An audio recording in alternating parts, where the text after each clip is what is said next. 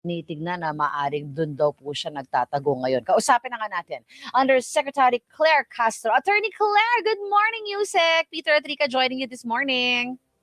Yes, Rika, and good morning, Boss Peter ba? Yes, yes po. Boss Peter and Rika, yes, good morning. At sa lahat ng mga kababayan natin na nakikinig at nanonood sa inyong programa, magandang umaga po sa inyo lahat. Good morning, Yusek Claire. It's good to see you again. Kahit na nakikita kita sa araw, dyan sa Malacanang, nakikita kita sa gabi. Hindi na umuwi. Sa yung vlog. But anyway. Ito talaga buhay. Oo, talaga naman. No? Parang kaliwat kanan na. Oo.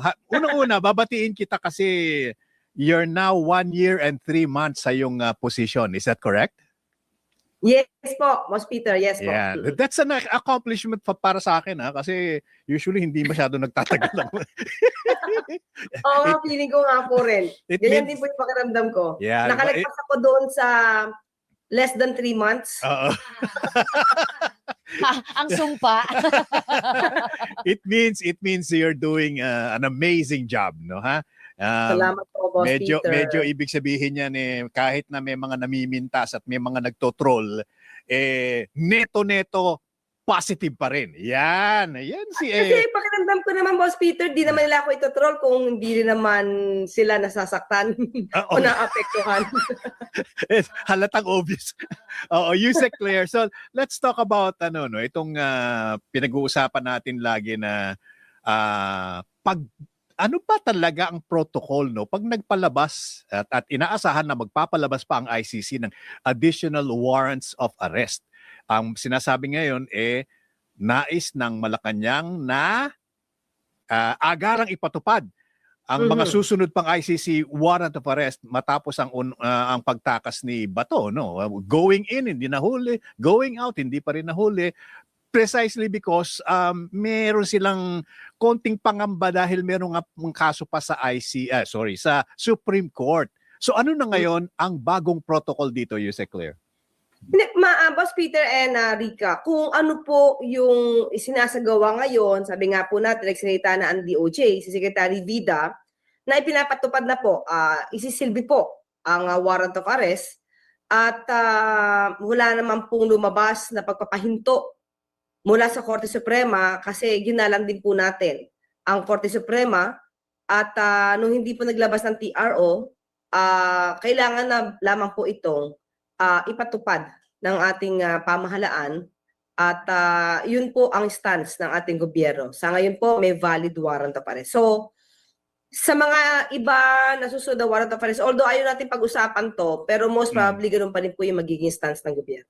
But the President himself, prior to the decision ng Supreme Court, Yusek Claire, nagsabi nga na dahil nga may iniintay pa or at least to that effect, wag na muna, walang gagalaw, NBI, pull out muna. Yun ang lumabas sa balita. So therefore, the President himself was saying, wag niyo na munang arestuhin habang tayo naghihintay. That was the message, wasn't it? Opo, pero hindi ibig sabihin na patatakasin. Kanya po yung point. Kasi wag arestuhin, nandiyan siya sa loob, nandiyan din naman siya sa Senado, at nagkaroon ng protective custody. So, ang sabi nga po ng NBI na, okay, protective custody kayo dyan, pero it doesn't mean na kapag kailangan na kunin at maisilbi dapat ang warrant of arrest ay pakakawalan nyo. So hindi naman ganoon ang mensahe ng Pangulo. Parang so hintay po ang warrant of arrest. Medyo ironic yan kasi anong ibig sabihin nun, Yusek Claire? Just to be very clear on this matter. Dapat hindi pinalabas si Bato ng Senado. Ay, nakashockos. Protective custody. Yeah, pero protective custody siya.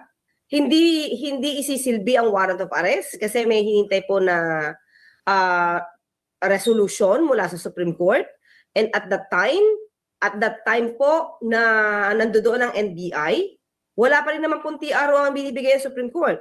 At sinabi rin po ng ICC na valid yung warrant of arrest. Correct. So he was free to leave. Okay, may mga nagsabing mga dating nga senador na kahit na under protective custody si Bato de la Rosa, You can he choose was to free leave. to come and go. Kaya nga po. So, kung free to come and go siya, bakit kailangan nilang bigyan ng protective custody? Diba? Tanongin natin eh. Bakit yung binigyan ng protective custody, takot lumabas si Senator Bato, diyan pinatulog sa Senado, kung free naman po pala siyang lumabas-masok? He was under protective custody habang siya ay nasa Senado. Pero hindi ibig sabihin na he can go or he will be prevented from going out dahil sa meron siyang protective. Hindi po siya nakapiit eh. Yes nga po. Kasi di ba at that time po, di ba may NBI. Isisilbi sana or pag-uusapan nila yung tungkol sa warrant of arrest. Pero bakit tumakbo siya? Bakit tumakbo si Senator Bato? Anong kinakatakot niya kung alam naman nilang walang valid warrant of arrest? Sa paningin nila. Pangalawa, kung tumakbo siya, nagalit siya, nandoon siya sa loob, bakit siya binigyan ng protective custody? Kung wala naman silang natatakutan na i-implement at i-serve ang warrant of arrest. And nandun na po tayo sa, kaso andun na nga po tayo, attorney, na nakatakas na. Tapos inaalam pa nga po natin ngayon nasaan kahit may ilbo na, hindi pa rin po natin alam exactly where Senator Bato is. Kaso yung mga security agencies po natin, nagbabasketball kung kani-kanino pinagpapasahan, yung sino ba dapat ang manghuhuli? Kasi merong nagsasabi na hinihintay pa ang utos ng DOJ, hinihintay pa ang ganito-ganyan. So many things are resonating na hindi pa alam sino ba dapat ang magbibigay ng order. Dahil parang ang dali na huli ng dating Pangulo, pero si Senator Bato de la Rosa seems na parang sa dami ng pagpapasa-pasa ng bola, hindi na alam kung sino ang dapat manghuli sa kanya. May salita na po ng DOJ. Lahat po ng puwersa, binigyan na po ng order na i-arrestuhin po, isilbi po, take effect po, to effect the warrant of arrest. So wala naman pong magulo dun. But that was after na po nag-release ng desisyon ng Korte Suprema. Yes po. Okay, so Yusek Claire, moving forward, ito po yung pinag-uusapan natin kanina.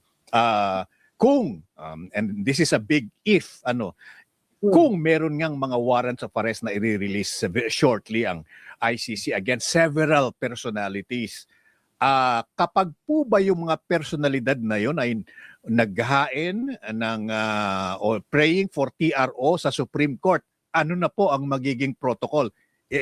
Magiging paralyzed na naman po ba ang mga police agencies natin? Ayoko pong pangunahan, Boss Peter and Rica. Kasi iba-iba sitwasyon yan.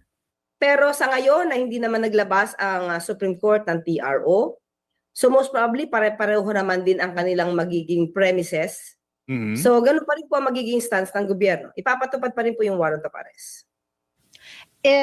Yung pong ilbo para kay Senator De La Rosa, lumabas po siya a day after na nakaalis na po siya sa Senate, no? So, at dahil ilbo lang naman po, hindi naman po siya, hahayaan naman po siya to get out of the country dahil i-inform lamang po tayo. I-effect na po yung warrant of arrest eh.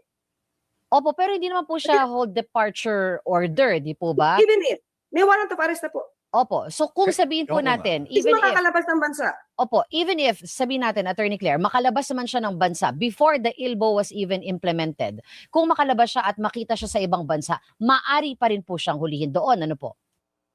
Kapag sa ibang bansa po, syempre wala na pong jurisdiction ang law enforcers natin. Yeah, but So, the arrest warrant ng ICC, Again. the arrest warrant po ng ICC, international naman po yun, di po ba? Doon na po siguro papasok yung red notice. Yes, correct. Okay. So let's talk about that Pag merong warrant of arrest, Yusek Claire, ibig sabihin there is no need to issue an HDO. Ngayon po kasi ang pinag-usapan po kasi natin, international court. At ang ginawa po at ang paniwala po kasi ang pananaw at ang stance ng Solgen ay hindi naman po kailangan ang local court na mag-issue ng warrant of arrest. So kung hindi naman magagaling sa local court, wala mag-i-issue ng hold departure order. Bakit ganun? Parang it doesn't make sense, no? Na naka-ilbo ka pero hindi ka mai-issue ng HDO, meron kang warrant of arrest. Hindi ba logical move yun na, ayan na, valid na tong warrant of arrest na to. Walang TRO sa Supreme Court. Dapat may HDO But yan. the HDO kasi, di ba, dapat local court yun? Para hindi makalabas ng bansa. Tama ba? Hindi nga po sa ngayon ipinapadaan sa local court kasi po ang may jurisdiction po sa kaso ay ang ICC. Mm. So dahil ibinigay po natin ang jurisdiction sa ICC at the time na inalaw po natin na masurrender si dating Pangulong Duterte, so yung jurisdiction sa kaso po na yan sa crimes against humanity ay nasa ICC na po. So wala pong lumalabas po dito na wala pong jurisdiction ang local court kasi hindi po pwede tayo magbigay ng jurisdiction sa dalawang venues or sa agencies o dalawang tribunals. So international court po yung meron jurisdiction sa kaso. So valid yung warrant of arrest. So sabi nga po ni DOJ Secretary, kapag ka po nagtangka, lalo na ngayon na walang TRO, ay hindi po talaga siya pwedeng lumabas ng bansa. So kung ano pong pamamaraan, kung ano pang operational matters ang pag-uusapan dito, kung paano ito i-implement, mas makakabuti po na DOJ po ang magbigay ng pinaka-detalye po dito. Pero it's a valid question that's worth answering, di po ba, Yusek Claire, na Yes. I mean, po. we don't expect the ICC to issue a whole departure order. Kasi ganito po, kung nakakalat naman po at nag-announce na po ang gobyerno na may warrant of arrest, nakatimbre na po yan sa Bureau of Immigration. Naku po. Kasi andin naman po ng DOJ. Kinakabahan ako dyan, Yusek Claire, kasi ang dami-dami na po nakalabas na mga fugitives na tinatawag. Ano po, dahil, just to be very clear Castro, we should have, di ba, lahat ng immigration, lahat ng backdoor, NAIA, etc. Iba yung may hawak ang whole departure order para walang kaduda-duda. Kasi po ang sinasabi ng ibang na interview, hindi kasi ilbo yan. Itatawag lang namin na lalabas na si ganire, ganon. Opo, versus what is very clear na hindi pwedeng lumabas yan because may whole departure order. Parang ganon po ba, Yusek? Hindi ko rin po makita yung sense na alam na nilang may warrant of arrest at hinahanap at palalabasin pa dahil ilbo lang po yung dala. Hindi po ba? Kasi alam mo na, halimbawa po, ikaw ay yung officer ng Bureau of Immigration, alam mo na hinahanap yan. Alam mo na hinahanap yan DOJ, kailangan ng PNP yan, isi-serve ang warrant of arrest. Dahil ilbo lang yung sinasabi, papakawalan mo. Hindi po eh. Kung yan naman po sa backdoor dadaan, kahit po may whole departure order yan, ay makakalabas yan. Kasi illegal yung paglabas niya. Opo. Paano po Diba? natin minomonitor yun, Yusek Claire, yung mga pagkakataon na local ang galaw and then saka lalabas kapag hindi na mo-monitor yung area? Pasensya na po, no? Yung mga operational matters po talaga, yung mga operasyon ay hindi po sa akin manggagaling. Okay. Sa mga law enforcers po. Opo. Baka hindi po magtugma yung mababanggit ko sa inyo dahil hindi po sa akin ang detalye patungkol siya. Okay, understood. Yusek Claire, one last from me.